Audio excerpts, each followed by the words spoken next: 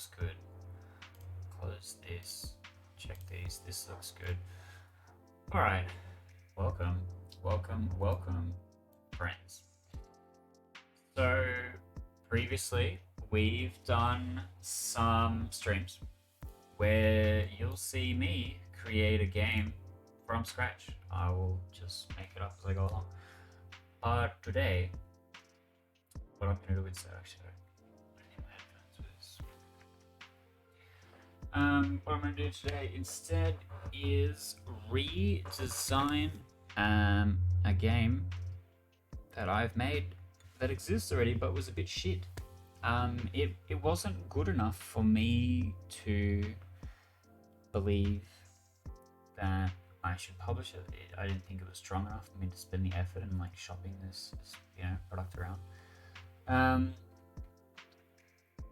But I think it represents a step forward in a particular thought journey that I was trying to make with a particular journey of game construction. And I'll talk a little bit about that before we get started, right? Before we get started. So, the first social deduction game that I made was Spirits of Carter Mansion. Let me bring up get some visual aids popping. Oh, that's not in this. This one. Close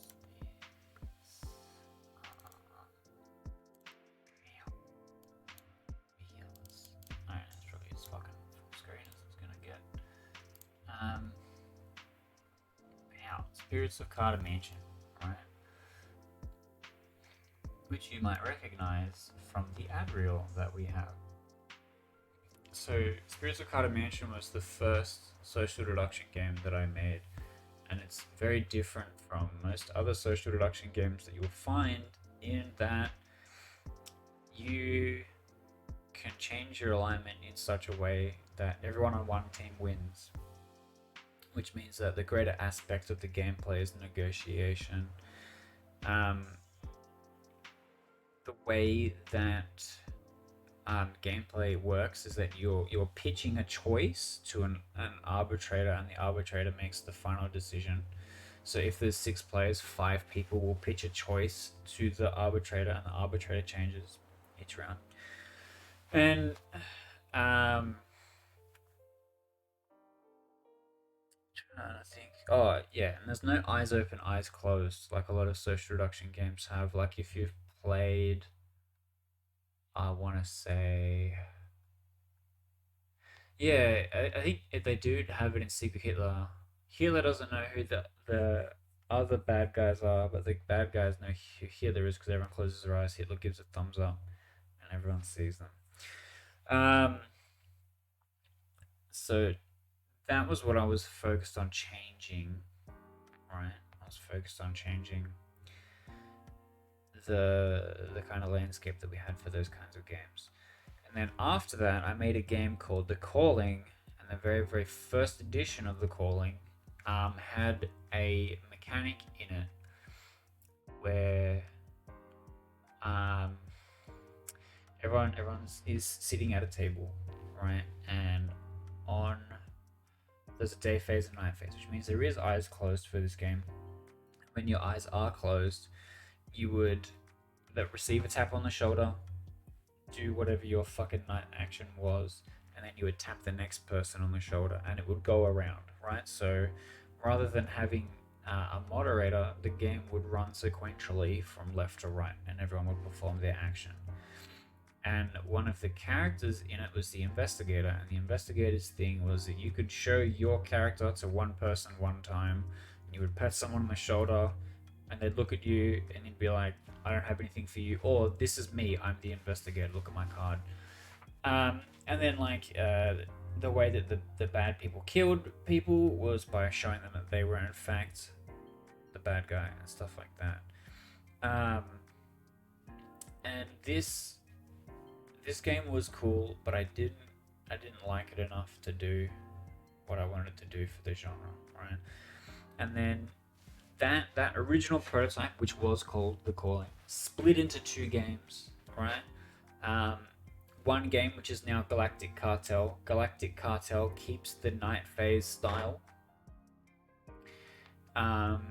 except that the other main change that when you're nominating and executing people, you are bidding using money, and the person with the most money spent on their execution dies. So if I'm really, really rich, I could spend all my money to kill this person, but I wouldn't have any money left, and money is victory points. And then the other game, which was The Calling again, had a lot of the complexity of the game stripped out. There was two characters, the cultists and the investigators. And basically you'd have like 20, 30 people. This game could have an infinite number of players. And you would reveal... Actually, I can bring up the art for The Calling because I have that handy as well. You would, if you're an investigator, you would reveal your... Calling. You would reveal your investigator card to one other player each night. So there was one person that could trust you. You might not necessarily be able to trust them. And then the cultist would kill one person each night. But what made The Calling unique there was there was no table presence. Right? You did nothing on a table. It was just chairs in a circle. And during the day, instead of a normal voting, which is kind of like, okay, we want to kill this person, everyone put your hand up, yes or no. What you would do is you would point at someone, and then if two of your friends came over next to you and pointed at that same person, that person died immediately, and everyone could vote once per day, including dead people, right? So 1/3 of all players would die every single day if everyone voted.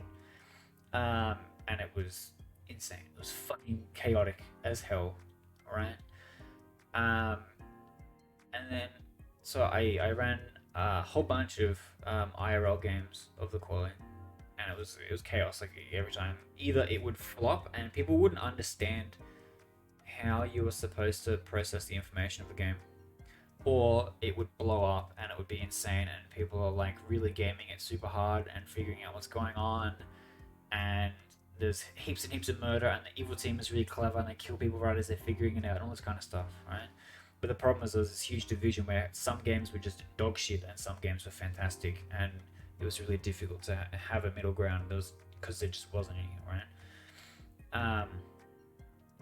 And then The Calling, that version of The Calling, evolved and became a Discord bot, which we've now shut down, but was a Discord bot for a time, which meant that instead of having just 20 players like the physical version could, it literally was an infinite number of players that ran 24 hours a day, and every 24 hours your ability to nominate and vote on someone dying reset every time, and that in itself was also insane. But the problem was, for the way for the bot to run, it meant that everyone in the Discord had to participate. And if you've been in literally any Discord server, there's like 10% of the people that actually are there and engaged, and they're just a bunch of lurkers that have completely forgotten to delete that server from their server list, right? And then we've got what are we going to work on today was what came in the other direction from that, where I attempted to make it was basically the IRL version of The Calling and that original The Calling prototype, and tried to converge in such a way that they met. And that game was called Toad's Bones. Now, what we're going to be working on today is attempting to redesign and have a look at some of Toad's Bones. This is the main card, and this is what looks like a redesign of the way that the investigator would work. Now, this is a during the day ability, so everyone's eyes are open. Where you can, so if someone's like, I don't trust you, you're like, this is my dwarf card, I'm a good guy. But then if anyone catches you showing off that you're a dwarf, they can say, hark, a dwarf, and you die immediately, which means that the good guy that you're trying to prove that you're a dwarf to could just kill you because they were secretly evil the whole time, right? Or a dead player who is evil by default, all dead players are evil, sees you and goes, hark, a dwarf, and then you die, right? So there's like because there's no dead people at the start. There's going to be much less evil people. There's going to be people less inclined to call you out for being a dwarf. If you're the only evil person at the start of the game, and you go, you're a dwarf, and then that person dies, everyone's going to be like, this guy's fucking evil. Why would you kill the dwarf? We're all good guys here, right? So there's this kind of curve where, sorry, I'll do that more on camera. There's like a curve where it becomes more and more dangerous for you to be a dwarf. Um, but yeah, the dwarf isn't a major percentage of it. And then there's like, you have this gameplay problem, right? Where as like a meta thing, everyone's like, well, everyone comes out as a dwarf and reveals their card because only the big bad guy would call you out for being a dwarf. But if everyone does it, everyone that is a dwarf reveals they're a dwarf, all of the special characters, which there's a bunch, all of a sudden are revealed to the bad guy, and the bad guy just remembers who they are, picks off all the non-dwarfs, all the special abilities are gone, right? So there's this cool balance between how you manage information and how you don't manage information, and the way that this card worked was the foundation for how the game was going to be built. Now, I have no idea what direction I'm going to take this in, what I'm going to try and do today, but I want to get this game to a place where I would be keen to print it out and take it to a game day and play with people. Because I think that, I mean, the calling was very, very fun, and if I can find a way to balance the best parts of the calling with the more coordinated and mechanical version, the original prototype, they can meet, and it might be a good game. And I think that is my plan here. What we're going to do is we're going to open up the Toad's Bones rule book. Find it. Here it is. Toad's Bones rule book. Shit. Rule booklet.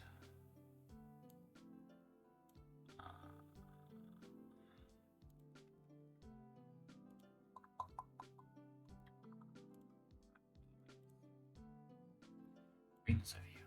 Press. Nope. Press this button. Okay.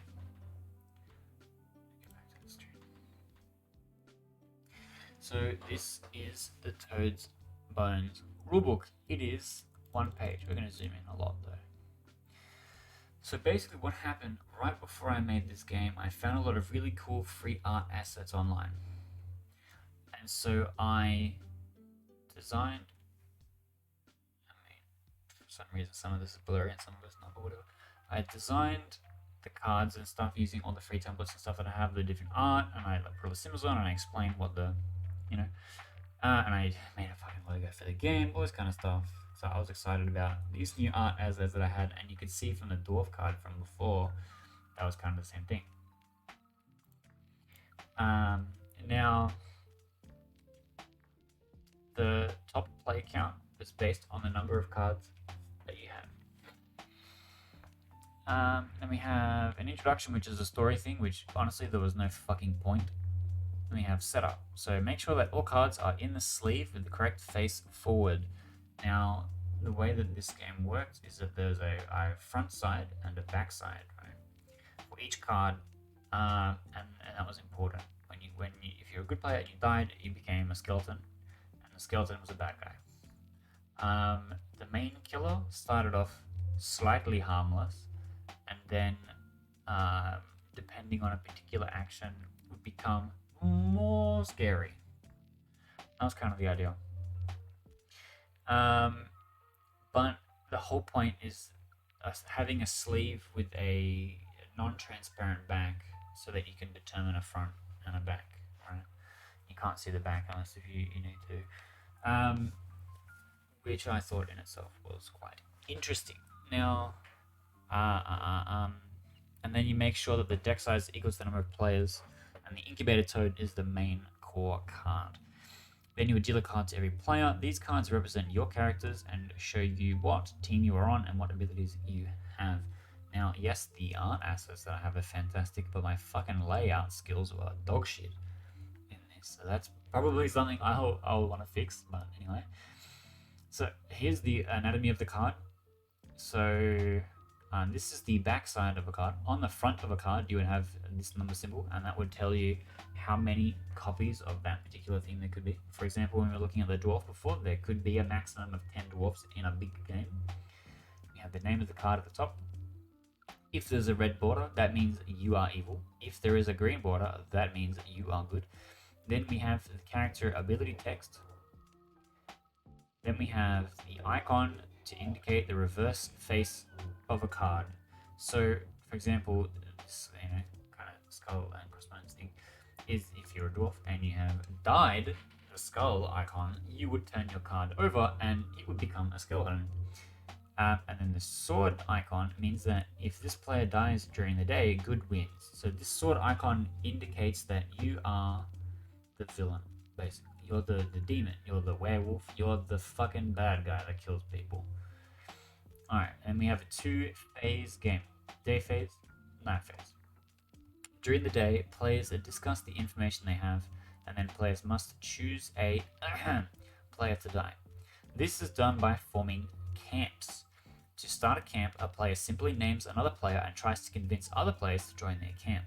Once every player has joined a camp, the camp with the most players kills their named player. Now, this is basically like everyone has 1 vote per day, and they would join a group of people and have named a particular person that they want to kill. So this is a rather than putting your hand up and saying a yes or no, this is you going and standing with a group of people that have chosen that they believe that there's one person, right? And it depending on how you want it, you would want to run it. You might say, hey, all right, you have 10 seconds to form camps. Everyone's like, shit. One person's like, I want to kill this guy. Everyone come over here if you want to kill this guy. And you would go and stand with them. You're like, Keith's a fucking baddie. We need to kill him. Everyone come and stand with me if you believe that. Which runs similar to the calling. The calling is find 2 friends, kill 1 person, and anyone can contribute to that. Now,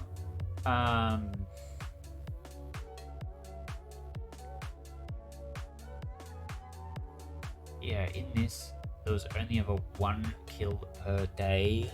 So I think I wanted to try and find something that slowed it down a little bit.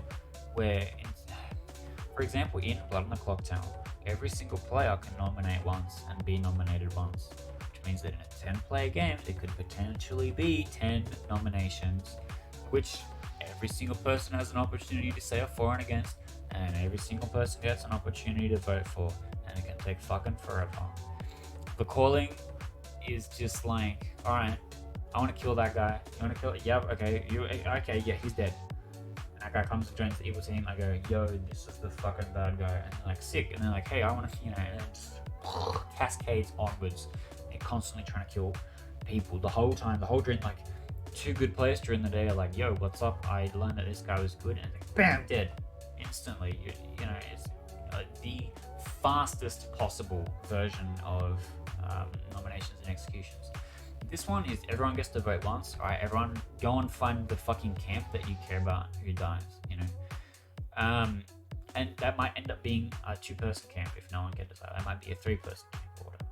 And that means that person's dead. If any evil character with a sword icon is killed this way, good wins. So like Slither Spine, we were talking about earlier. If Slither Spine is killed during the day, the good team wins. When a player is killed, they reveal their card and turn it to face the skeleton side. Skeletons may still join or start camps. So the thing is, you will see people die, but it won't be like, unless if you remember who they are, you don't really know. And you're like, hang on a minute, why? I'm not joining this camp with you, you're dead. Alright? Okay. Night phase. At night, players sit in a circle and close their eyes. One at a time, players wake up, perform their character's actions, and then return to their seat and close their eyes. Each player will have an opportunity to act at least once, and then the final player will announce that the night has ended. So if I'm the first person in the night order, everyone will go to sleep. I'll know that it's me. I'll wake up, I'll do my thing, I'll tap the next person on the shoulder, and then when the person sitting next to me goes, oh, hey everyone, I'm done. Then everyone wakes up. Skeleton players do not join the circle for night actions, so night gets faster as the groups get smaller, but they're not removed from the game as they're able to watch. They are able to watch. At any time, any evil player may signal the end of the game with a trumpeting sound. If any good player remains alive at this time, good wins. Otherwise, evil wins. Now, this is a clause that comes from Spaceship Readout where you just fucking don't know anyone's team, and like you have people in jail or not in jail, and what either team can do is say, I think I've saved the day. Which is great if you're the only person left. But if there's any person not on your team, not in jail, that person wins instead. They've successfully bamboozled you and infiltrated the ship, and they win. And so I think this was the same kind of thing that I was going for. And I think that doesn't work for this game. I think that the way that we handle the skeletons in the Night Order, I don't like that. That's going to be something that I change. What might be cool is that at night a skeleton will wake up one other player. If that player is also a skeleton, they can wake up another player, and then 3 skeletons awake at night can kill someone or something like that. It would be really interesting if we had something that meant that more than one person was awake and doing things at night without it being like a separate actions at once. But that's the rule sheet, and it's not super well explained. I think part of that is probably why I didn't publish it. But now we're going to close that. And we're going to have a quick look at all of the cards. If I keep closing this one. Okay. Is it this one? It is this one. Okay. So we have our Ironforged Dwarf. The dwarf we have already talked a little bit about, and you can see that there is 10 in the print and play sheet. Then we have a whole bunch. Okay. Then we have Shield Maiden Azelt. The fucking problem with the print and play is I don't know what the fronts and backs are supposed to be. Well, we'll get to that. Shield Maiden Azelt. At night, show a player your card. Any transformed evil cards you see, you can choose to kill. I'll get to that. We have Volcanic Seer. If you die at night, you transform instead. Now, what I believe the Volcanic Seer transforms into is one of these two. I don't know. Everyone else is a skeleton. An Incubator Toad is supposed to turn in. I think the Incubator Toad turns into Slither Spine, and the Volcanic Seer turns into the Horror and the Mine Shaft. I'll get back to that. And we have Elf of the Dark Reaches. There is only one. At night, show a player your card. Any evil players that see your card swaps cards with you, then die. So they become a skeleton. So basically, I'm the Incubator Toad, I'm the big bad or whatever. I see the Elf of the Dark Reaches. I become the Elf of the Dark Reaches. That original player instead takes my Toad card. And then I die. I stop being Elf of the Dark. I die, I become a skeleton, which is evil, and I know who the bad guy is right away. And if people are sus that I'm the bad guy, right, it's become someone else. So I like this card. Blood My Clock has a similar card to this, the Snake Charmer, where if you target the demon, you become the demon, and they become a poison version of your character. We have the Shifty Lookout, which there is 4. At night, show any player your card, then call out what character you see there. Right? Now, this is an interesting character because, 1, you can bluff this, right? You might be a bad guy or something, and you want to call out you see a skeleton, you want to call out, it's a dwarf, right? Shifty Lookout and it just makes a lot of noise at night, which I think would be fun, but I also think would be just crap. It could could go either way. It just could be shit. So I don't know. And then we have the incubator toad.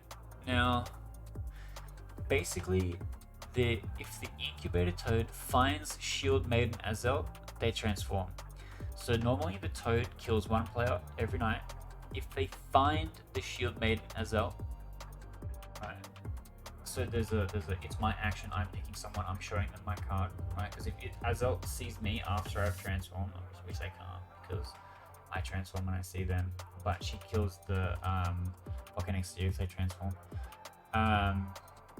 If I kill Shield Maiden Azel, I transform and I become Slither Spine. But then I get to kill 2 people every night, which is really bad if you get found out. I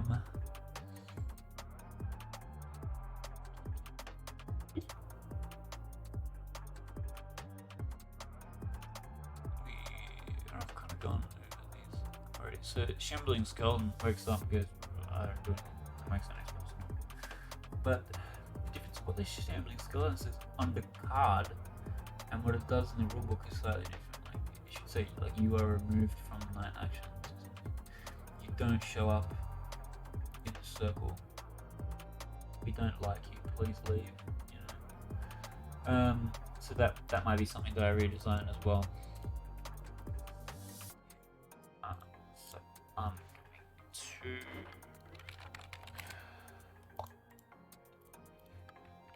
just quickly make some folders. I'm going to put all the old content into the folder. Okay. So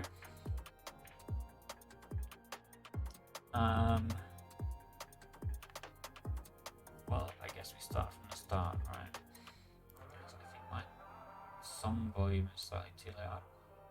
Turn it down a little bit. Maybe. I don't know. I can't tell how loud I am in comparison to it because I'm not facing the microphone. Holla if it sucks and you hate it. So in this Photoshop document that I have saved,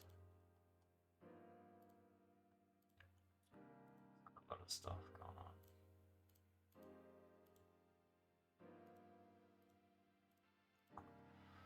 on. So we have all the text here, right? Have all the art here. So it's dwarf, shield maiden, mage, elf, the rogue, the beholder, the toad, the skeleton, and slither spine. So we now get big yawn. We now have to figure out what the core of the gameplay is going to look like. So if we've got our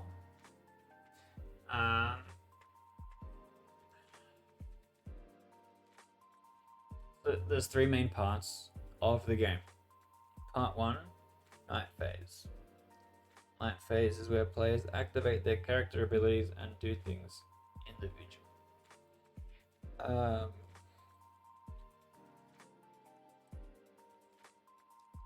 Then we have day phase.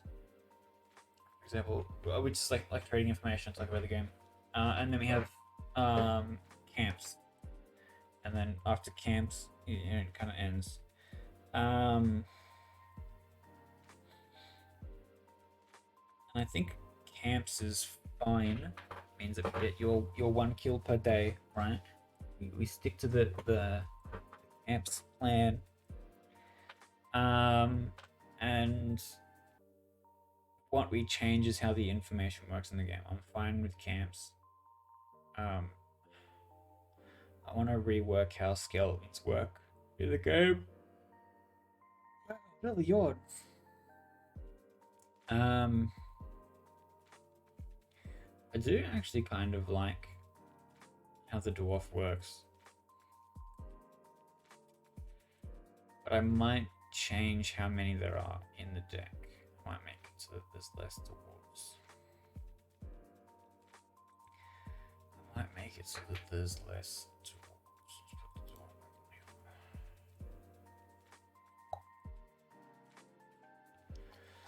Let me have to change the coin. See, that's the other thing, is that it's an 18 card game, and the cards are double-sided uniquely. I think I want to change the way the killers work, and I think I want to change the way that the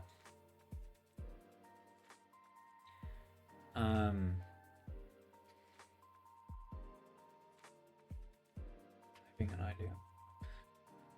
Okay, I like how the dwarves work, but I need to change how many there are in the deck. And I might change what the mage does entirely, and what the shield maiden does entirely, and what the rogue does entirely, so that it's not dwarves, special characters. So it might be a bit more brutal. So maybe go 4, 4, 4, and 4 is 16, and then I get 2 evil character options. So 4 Iron Forge Dwarf. Stuff, redesign. Cards.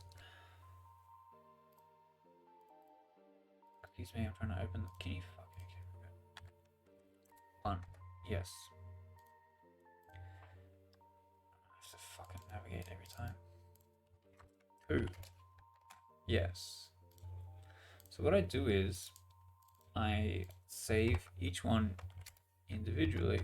I don't know why that was 4, that was stupid. That's supposed to be number 3. Each one as a JPEG individually, so I know exactly how many cards I have that's supposed to go on the deck. Yo, Delust, how's it going? Welcome to the stream. Yes, this is a similar game to Among Us.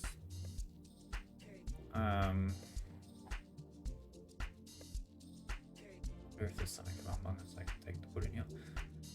But yeah, I'm doing good. I kind of, in working on another project, found this idea to go and do a redesign. Because all my other stuff is make something from scratch. What does it look like when you come and take an existing project and revamp it, you know? So what I might do is I might go and find the text off here. Shield Maiden. Shield, okay. Jeez. Rogue. Okay. At night.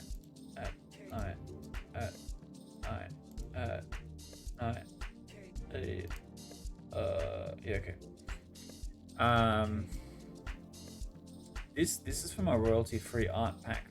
Normally I hire people to do stuff, but I created this game originally a couple years ago because I found a really cool fantasy art pack that I like. And then this is me having a new go at it. Oh hell, I'm so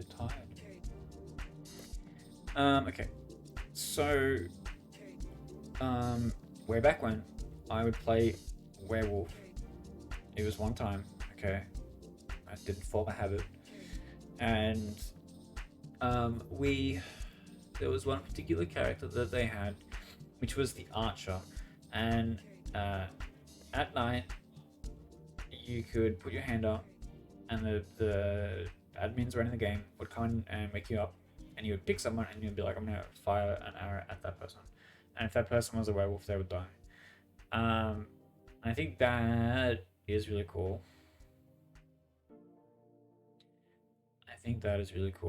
Yeah, werewolf was okay. It's not the greatest social deduction game. It's good if you don't take it really seriously like we do. In Australia, in the social deduction gaming scene, there is some people that like really fucking take these games seriously, and like are really fun to play with because they're really good at it. So the original intent behind this card was to get information publicly at night. So let's say the Lust and I are playing together. I'm the Shield Maiden, he's an Ironforged Dwarf. Sorry, if you look out, he's an Ironforged Dwarf. At night, I would see that he is an Ironforged Dwarf and go, yo, the Lust is an Ironforged Dwarf. That's my temper. But that could be bluffed, right? So if I was the killer and I did not kill someone, or I did kill someone, right? I kill someone, I go, oh, I saw that this person's character was the same. It's gonna be a bit awkward if it aligns every time.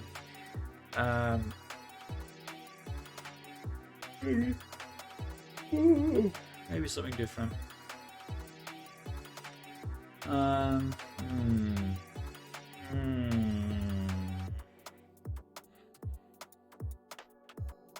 still kind of want some kind of night info ability.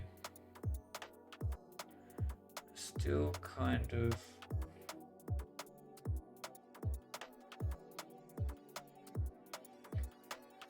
Because the Ironforged Dwarf has no ability at night.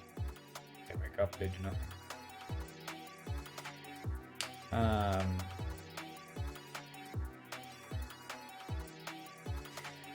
Okay.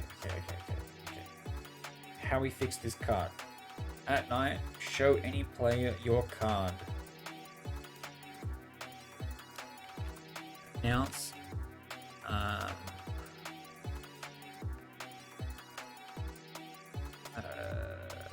At night, choose a player to show each other your cards. If you see an Ironforged Dwarf,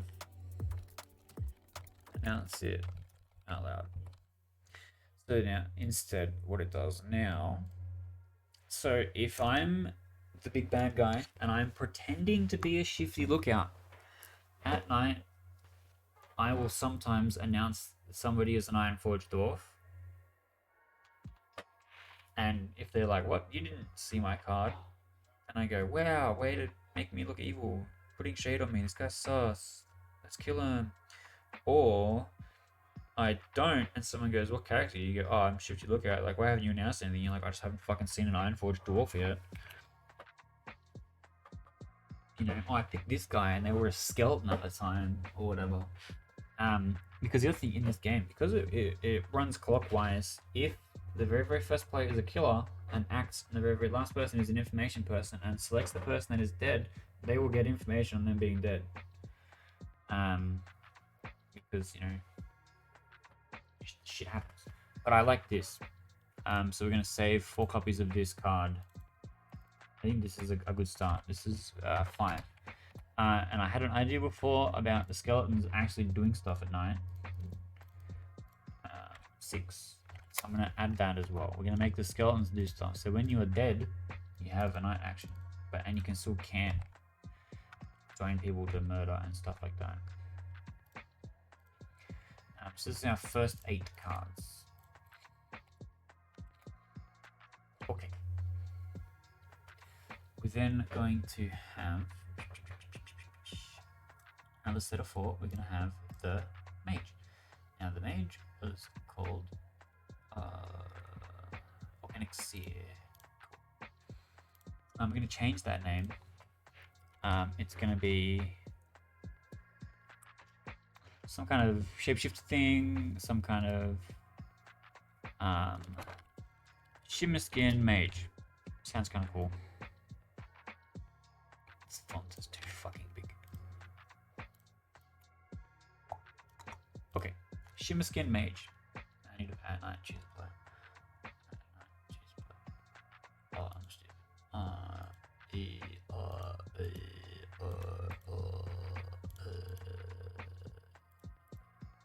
This is one where if I die, here we go. And let's delete that because the wrong font size, and copy this and edit the text. Okay. Once per game at night, choose a player and swap cards with them.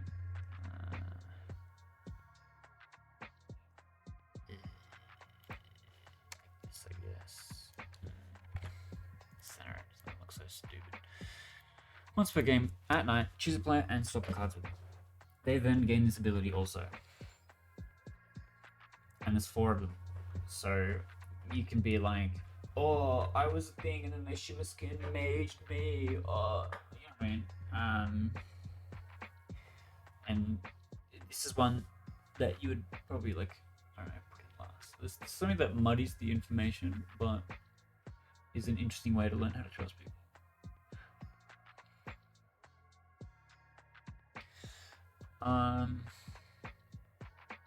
Do I want that person to become a skeleton? Or not?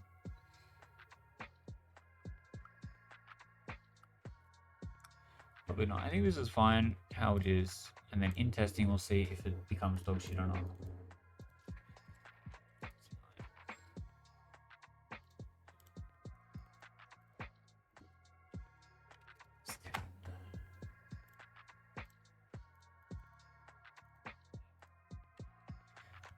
It's 11.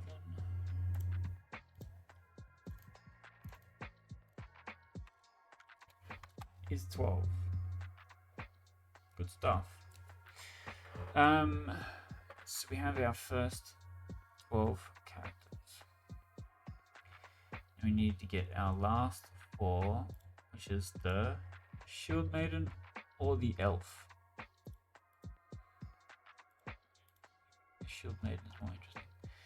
I'm just going to remove the down part of it.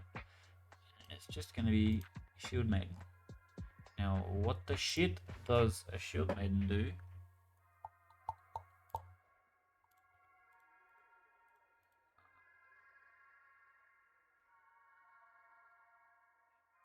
Oh. Yep. What does the Shield Maiden do?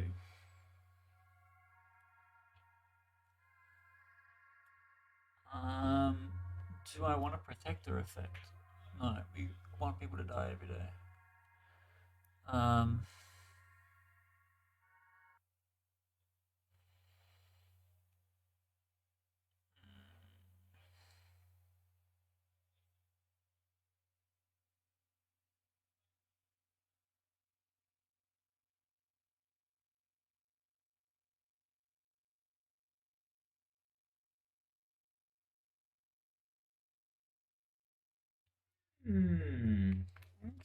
Okay.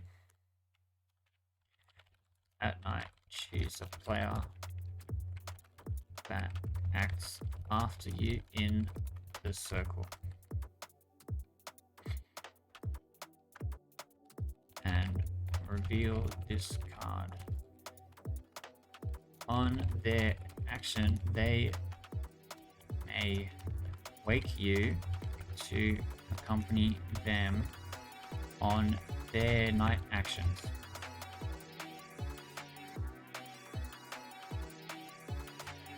So, check does not do that. Should be fine. Pinch. So basically, let's say I am an Ironforged Dwarf. Shield Maiden comes up, taps me, goes, hey, I'm Shield Maiden. Yeah, I go, sick. I don't have any night actions though. So I can't wake them up later. The next day they go, why didn't you wake me up to come and join you in night actions? Having an Ironforged Dwarf. I'm an Ironforged Dwarf. Scenario 2. Shield Maiden goes up to the evil player. Taps them and goes, let me accompany you. They're like, fuck no, you'll see that I'm an evil player. Shield Maiden goes up to the swap person. You know, also not great. Actually, seeing the swap when they pick an Ironforged Dwarf would be super duper strong. Looking at 13. So I feel like this is a really interesting info character, and I really want to have that bring a friend mechanic here. So imagine the skeletons make a group of people and get up and do something at night, and the Shield Maiden tap the skeleton, and the skeleton's like, okay.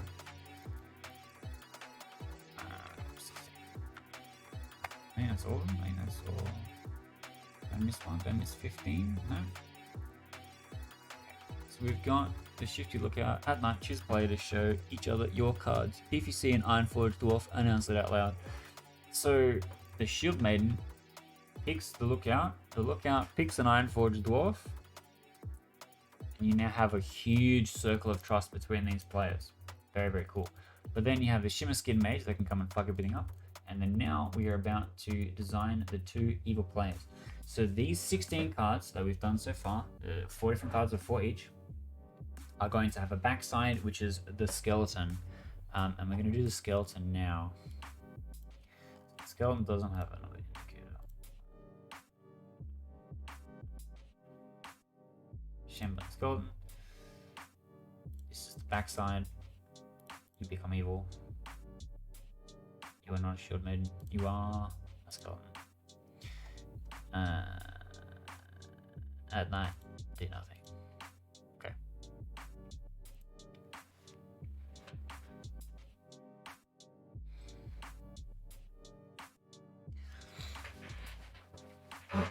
So you don't know who has died, and that person is evil. Now, skeletons currently do nothing. But what I want the skeletons to do at night, you may choose one player. Might move that over, but I know that's not going to fit anyway. And choose one player to reveal this card to any skeletons.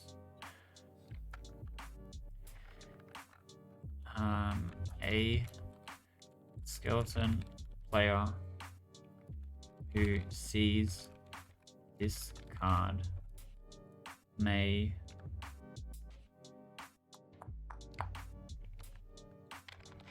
immediately perform this action also. If 3 skeletons wake, choose and kill a player. Next line. So basically, I'm a skeleton. I pick one guy because I'm already dead and I'm evil. I have nothing to lose except outing who the big bad guy is. So I go, I'm a skeleton, and they go, eat shit. I'm not whatever. Or you go, I'm a skeleton, and that person goes, I'm a skeleton, and that person gets to stand up, and then that second person goes and picks someone else, and they pick someone else, and that someone else goes, I'm a skeleton. But those 3 people now forever know who skeletons are, right? And if they find out who the bad person is during the day, they can be like, yo, who are you going to make a skeleton tonight? If that's before me in the pick order, I'll go and talk to them. And they all get up, and then now you have 2 different killing parties, right? The toad, or demon, werewolf, whatever, 3 skeletons, right? So in a 7-player game, which is the minimum player count, you could have on the 5th day where 4 people are dead and there's only 3 left, it gets knocked down to 2. But don't forget that this game has the trumpet horn because you don't fucking know who is a skeleton and who isn't. So there might just be a good player that's just like, I'm a skeleton, you guys just haven't checked me, I'm super duper evil, I don't know what you're about. And they blow the trumpet and the good guy's like, yo, fuck you all, I'm a good guy, we win. Which I think was what I had in mind initially, but I'm not sure, and we'll re-look at that when we get there. But what is interesting about this is that you will have, in a big game, like an 18-player game, right? On the 5th night, you've got 2 killers now, because you have your 3 skeletons that will know each other and could kill if they have figured each other out. It could take a while to assemble. And then 2 people die. And then 2 nights after that, 3 nights after that, yeah, 2 nights after that, that'd be 1.5, and then you'll have 3 killers, so you'll have 7 evil players, and that will go from 8 to 11, and then 5 people will die, and that's 16, and there's 2 left. It scales in the same way as 7 does, and I think that will be really interesting to see. So the really exciting part that the calling originally did, where you see all the evil people standing up there, and they come up and they go, the 3 of us choose for you to die, which is like really tense. This will have the same thing, but it will happen at night, and you'll have no fucking clue that it's happening. But there's a teamwork element where the evil team has to figure out who each other is as they are made, which I think is super duper interesting. So we're going to keep this, and we need to make 16 copies of this card. So 1 skeleton, 1 S. I suppose. I don't know. I might just like fucking copy and paste because there's so many of them. Open, fold, open file location, 1S, copy paste, 2, 3, 4, 5, 6, 7, 8, 9, 10, 11, 12, 13, 14, 15, 16. It's potentially 16 skeletons in a game. Now we have our big bad boy.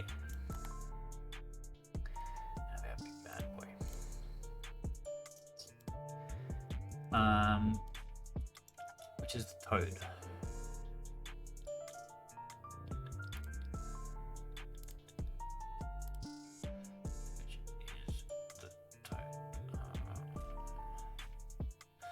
Incubator toad. Which is the toad. We have the toad. We now need to pick. This is the text for the toad. Okay, we now need to pick what the toad is going to do instead. What I think would be really interesting is you have a toad that could masquerade as a good player.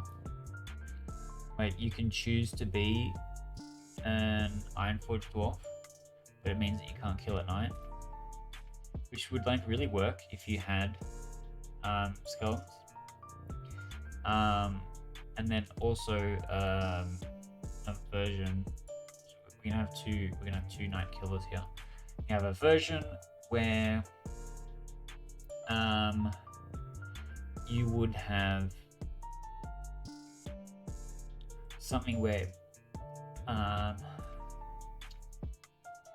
every skeleton knows who you are. That doesn't really work.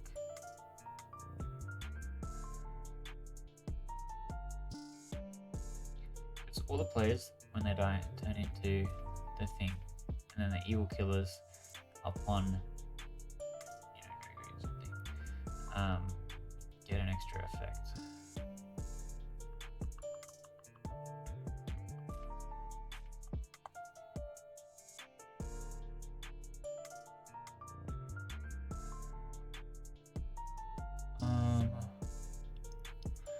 Maybe just straight up does not transform.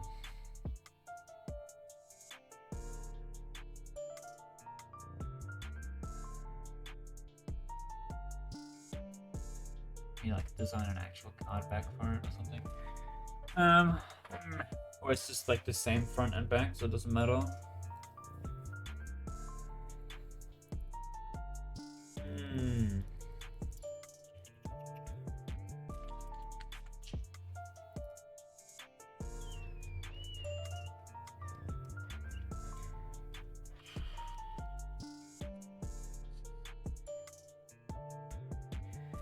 I guess that's the thing, right?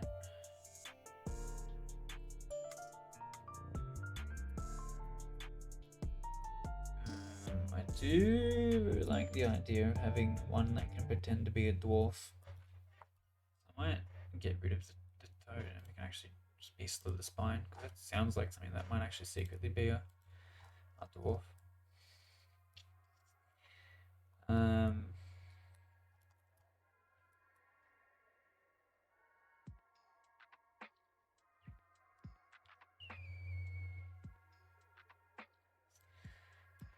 I choose one.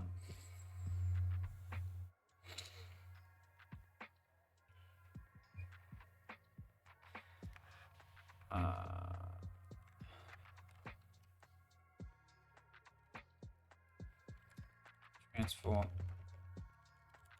this card, but keep this ability, or reveal this card. Should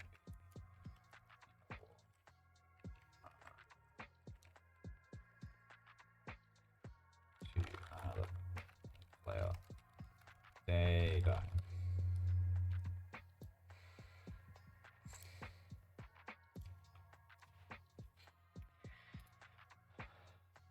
So if I'm an Iron Forged dwarf, I'm late in the pick order, then the good team can see me and go, yeah, he's an Iron Forged dwarf, trust him. And then I kill at night. I think it's going to be super interesting. So we're going to make a copy of an Iron Forged dwarf. I name it Slither Spine 2. I'm going to save this as 17. That really matters. Pretty fucked up my numbering system because I got lazy with the skeletons. And then I guess I just have 2 of these. I guess. Okay. Interesting. Very interesting.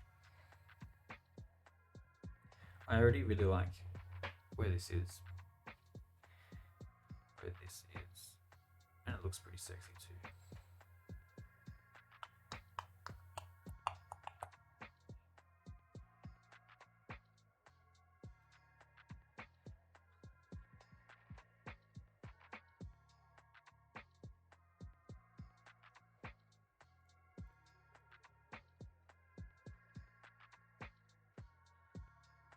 I think I want to change what Shimmer Skin Mage does.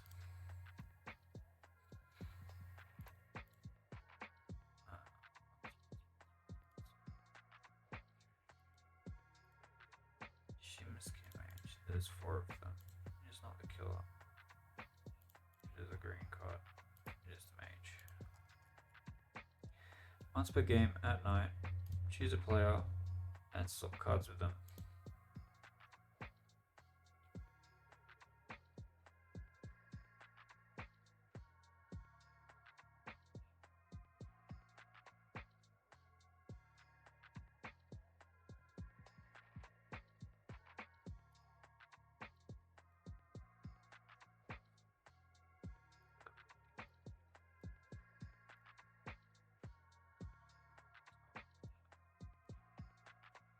Big brain. Or once per game at night, choose a player, look at both sides of their card.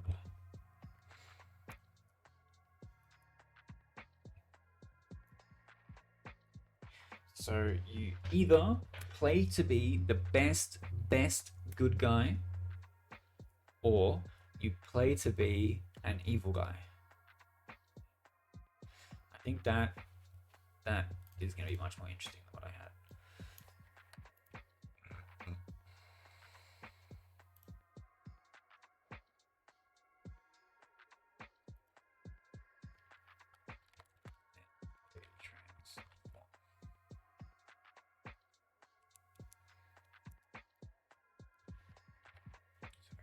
A word here. Once per game at night, choose a player to swap cards with, they transform. Or once per game at night, choose a player and look at both sides of their card. Fantastic and very interesting change. I want to save this whole document in the redesign. Toads, Bones 2. Save as cards 9. Just fucking make 3 copies of it. Okay. Really happy with how that's going. We've got basically all of our cards done. Now what I need to do is work on the rules.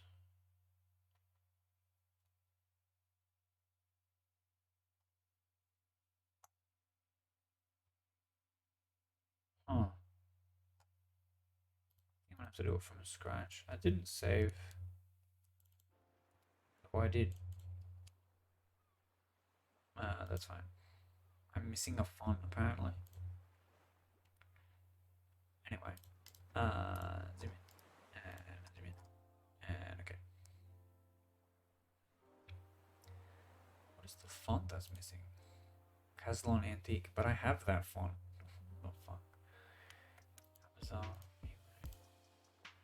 Anyway, what's interesting is that normally when I do a game design speedrun, it normally goes for about this long. So maybe it just takes me an hour to fucking design a game. Regardless of where I start, I don't know. I think that's interesting. So this can stay. Toad's Burns. I mean, there's no toad in it. But whatever. It's a historical thing. Introduction. Goodbye. In a small village. Goodbye.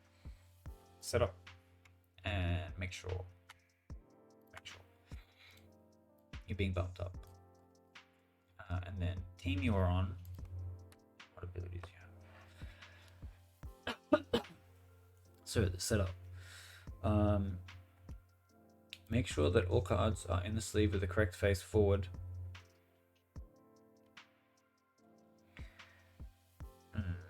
Then remove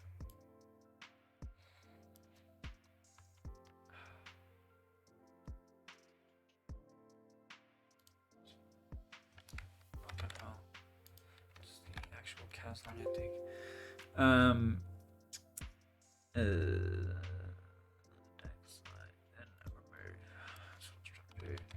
Then remove a number of cards that the deck size equal to the total number of players. I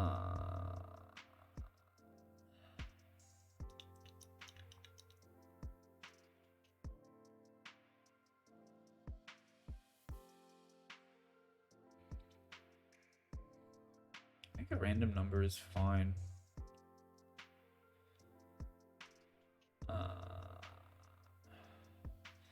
Ensuring one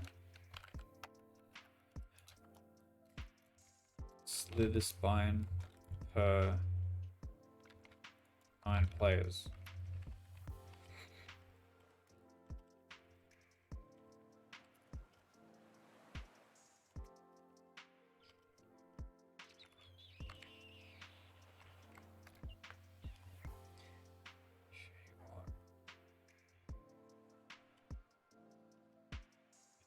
I don't know. It's fucking poorly rewritten, but whatever. Make sure all the cards in the sleeve with the correct face forward, then remove a number of cards.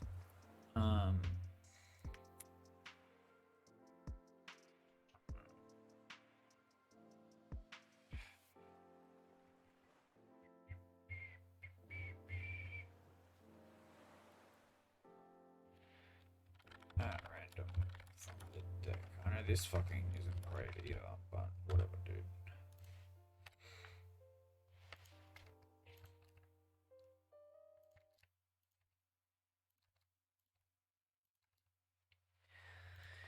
Make sure that all the cards are in the sleeve with the correct face forward. Then remove a number of cards so that the deck size is equal to the number of players at random from the deck. What the fuck? It's 0 cents. 0 cents, I tell you. Okay. Let's try that again. For the 9th time. With the correct face forward, then remove a number of cards at random from the deck so that the deck size is equal to the number of players, ensuring one slither spine per 9 players. So there can be any combination of other good player cards, and that is fine. That is perfectly okay. I believe that the characters that we have, I'll quickly go over them again. We have Ironforged Dwarf. They can confirm themselves during the day, and the slither spine has an Ironforged Dwarf on the back and can be killed during the day while they are an Ironforged Dwarf. It's really funny. We've got our skeletons. Everyone has a skeleton. Cards on the back doesn't matter. We've got Shifty Lookout. So imagine you're playing a 7-player game. It has 1 Slither Spine and 4 Shifty Lookouts. And there's no Ironforged Dwarfs. That's fine. You just never get to announce an Ironforged Dwarf. Shimmer Skin Mage, you know, can swap with any of these other ability cards, and then they die.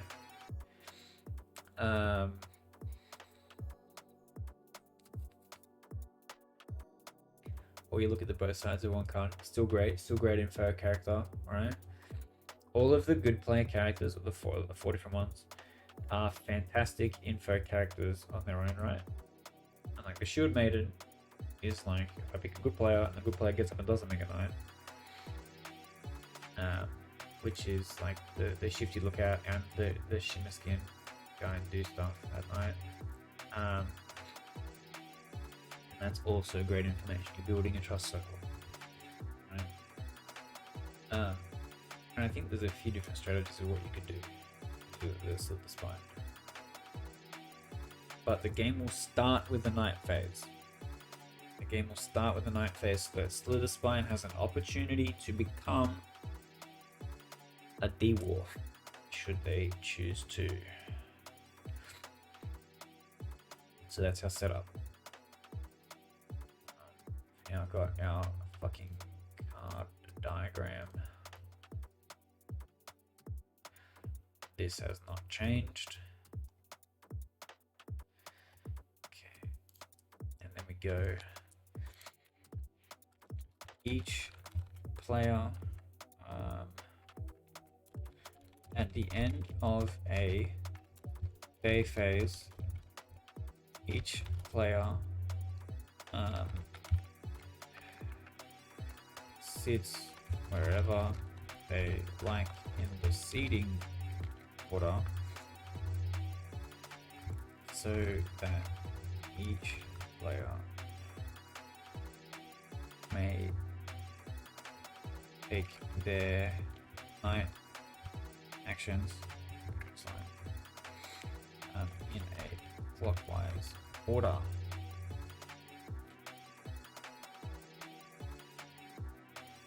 So now I'll set up things that I need to do. So day phase during the day.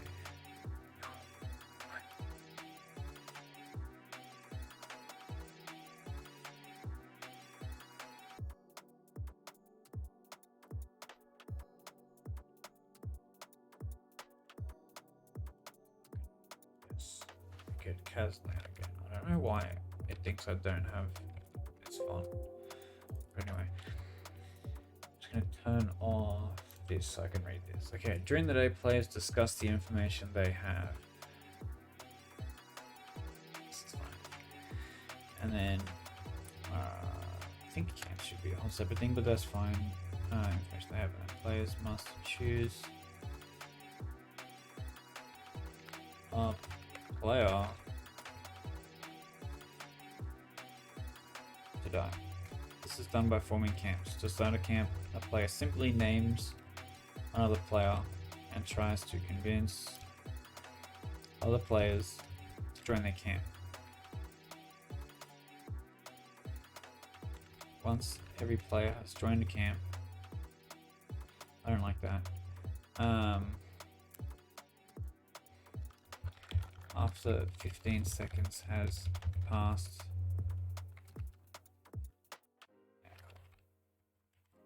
the camp with the most players kills their named player. Cut this because it needs to be on a new line. No. New line, okay.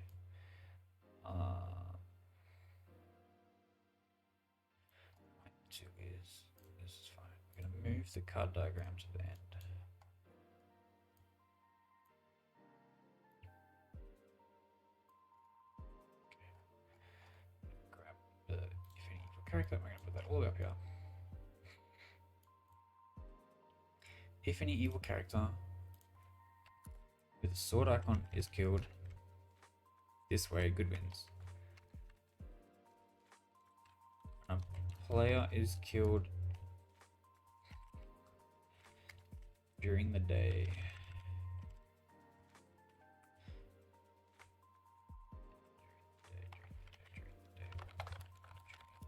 They reveal their card and turn it to face the skeleton side. Skeletons may still join or start camps.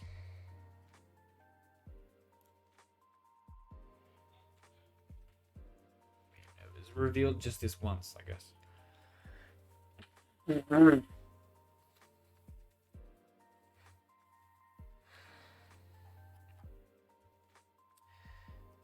Night phase.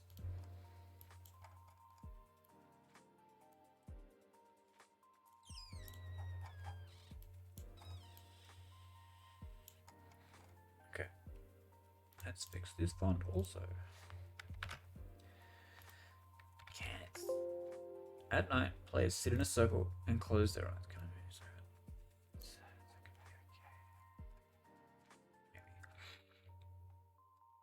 so and close their eyes. One at a time, players wake up, perform their character's actions, and then return to their seat and close their eyes. This is really bad.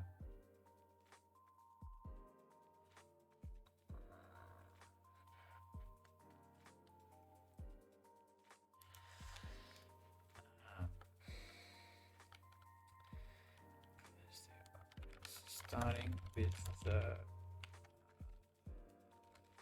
leftmost player and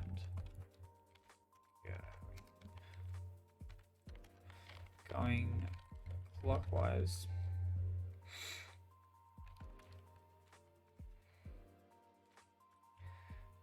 Players wake up.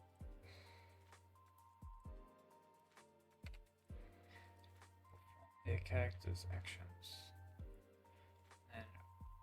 Return to their seat. Players wake up, perform their character's actions by waking up any players by tapping them on the shoulder. And then return to their seat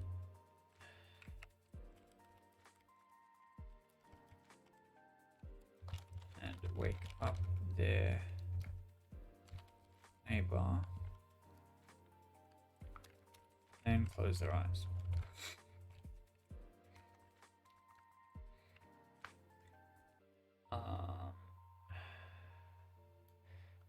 This actually, let's go back up here. This continues until each player has acted once.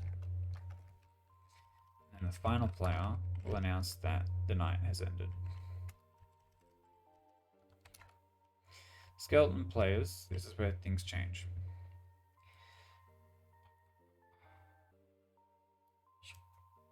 Okay. Okay. Oh, actually, that's really funny. If you are Slither Spine and you trumpet, and there is a Slither Spine that is currently an Iron Dwarf,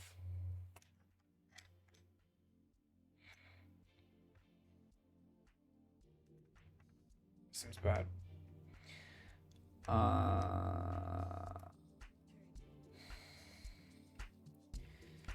The final player will announce that the night has ended.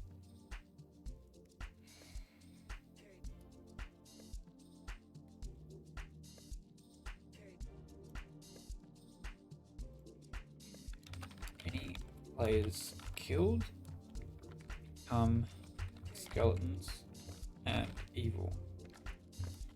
They may still act at night. Okay.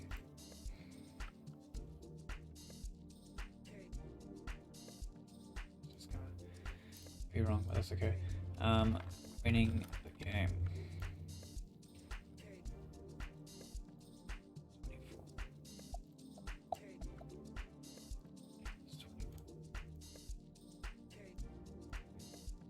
Grab this.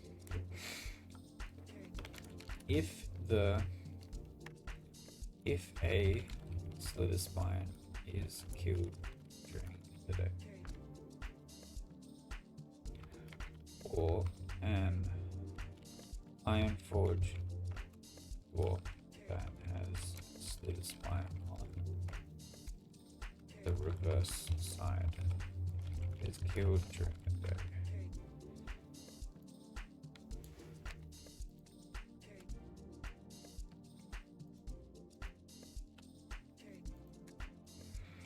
killed during the day, the good team, the remaining alive good players win. At any time, an evil player may make a trumpeting sound which indicates... I don't like that. The problem with the original build of this was that for the evil team to win, every single player had to become evil. Which means that if you're on the good team, why the fuck would you stay good? Why wouldn't you just all become evil?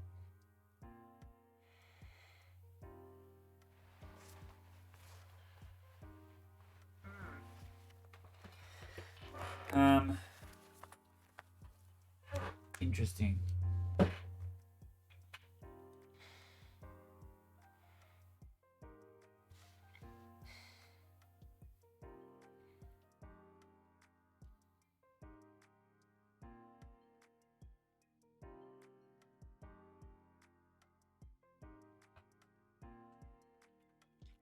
If the at any time the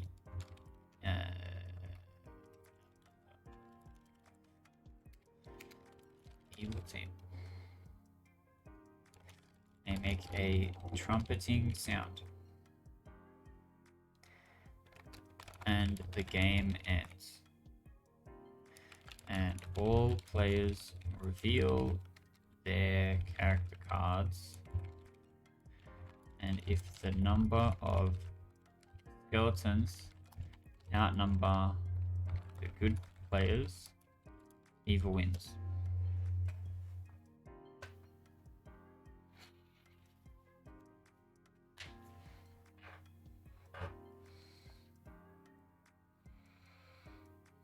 Skeletons outnumber the good players, evil wins. An iron forge door with slither spine on the reverse is always evil. Okay. I'm actually pretty happy with that.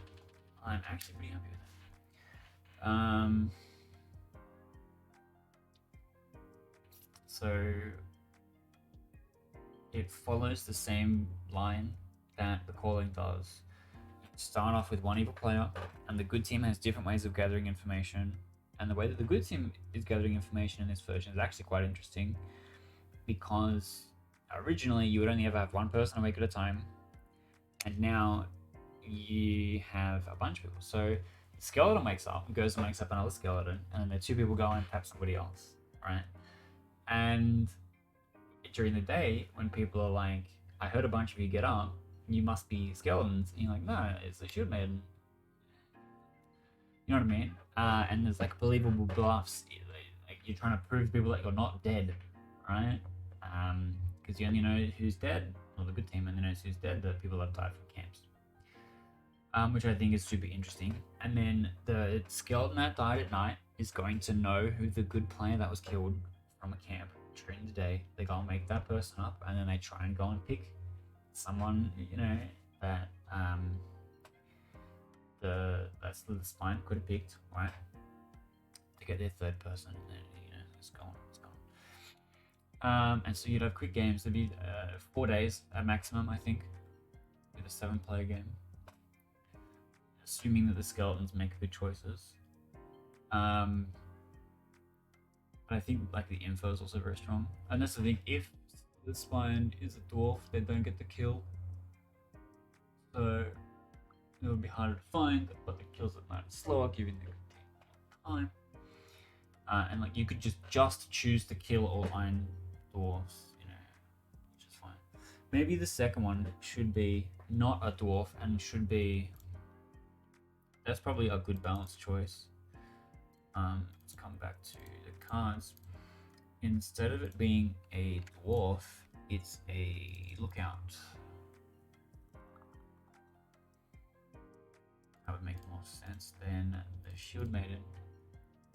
actually kind of funny. The whole idea of it being the Iron Spike Dwarf the first time is that it's so big brain. Okay, you are Slither Spine that is currently Shifty Lookout and you can't kill anyone. No, you can only announce Ironforged Dwarves, but in a big game, where you've got 18 people, you would have 2 killers, right? And you would have one Slither Spine that's a Shifty Lookout and one Slither Spine that's an Ironforged Dwarf, and Killer 2 could look at Killer 1 and go, that's an Ironforged Dwarf. Which would be really funny. So, the one thing that we didn't do is how many of each should be in there based on the number of players. But it's random. So, like, you can choose to do a fixed setup like a Clock Tower does, and I'm pretty sure Mafia does. You could do a more random setup, which is also kind of interesting. What I'm going to do is I'm going to save this.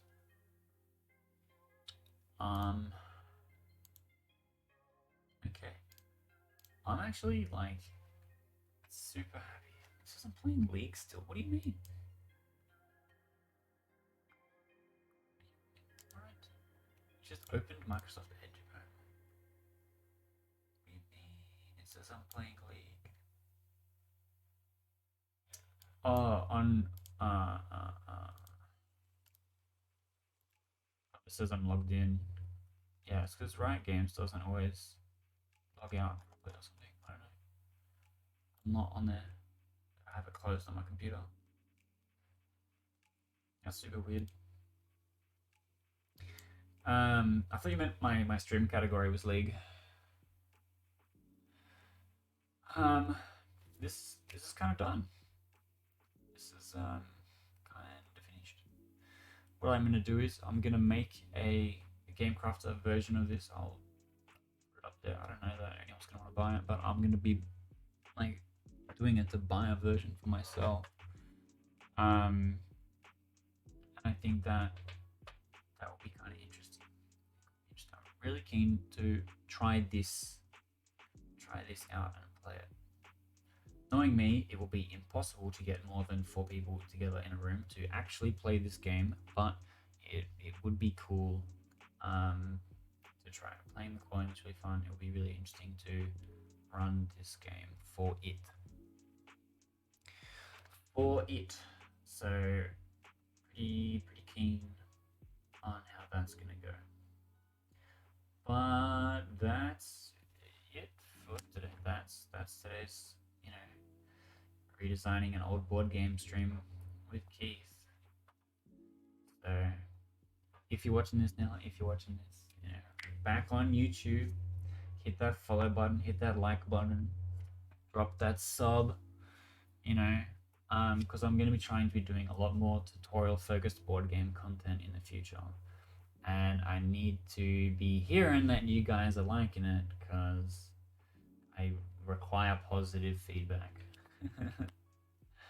But anyway, it's time for me to go and get dinner, and I'll catch you guys later.